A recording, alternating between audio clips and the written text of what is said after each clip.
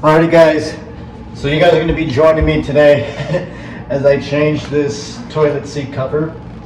But I wanted to make today's video because it was something super strange that happened these past few days.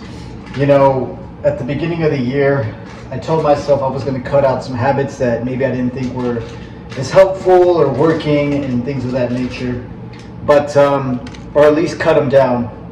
And one of them, guys, was worshiping. Now, for some reason, I just was like, you know what? I've been doing this now for like the past 15 years, like nonstop, like haven't missed a single day. And I realized, though, guys, that you know when I really actually stopped doing it completely altogether, like my voice, it lost power. It was the craziest thing in the world, guys. Like, my voice was just gone. Like, I would go into a room full of like demonic people or non-believers really, who just don't really appreciate the light. And I kid you not, it was like I didn't even want to speak. It was like the demons were like taking over my voice, and it was the craziest feeling in the world. And for a second, I'm like, maybe God just wants me to be quiet, you know, maybe he just wants me to be, you know, silent and, you know, just kind of keep to myself. But then, out of nowhere, like I felt my spirit just start to guide me to worship. And I was like, all right, well, let's do this. And so I started worshiping, and all of a sudden I feel my sexual energy kick in, right? Like it was the craziest, most surreal experience ever, because I was worshiping God, you know, listening to worship music, singing out loud, you know, in my studio, and I started to feel the energy. Like my voice started to become powerful again, and it was almost like I could command the demons to just stop, right? And I felt the sexual energy just moving through me, like the power of God ignited the sexual energy.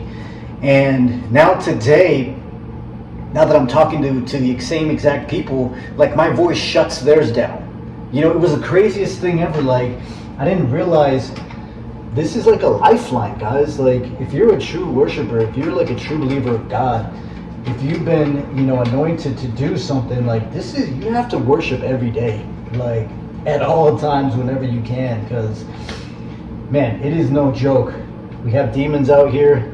And especially if you're doing semen retention, you're going to need that powerful voice, you know, to accomplish your purpose, which is something I want to talk about later on, why you are initiated to do semen retention. And there is a reason for it, a higher reason that most people don't talk about. But I think the answer is pretty obvious, but I'm sure I'll talk about it later.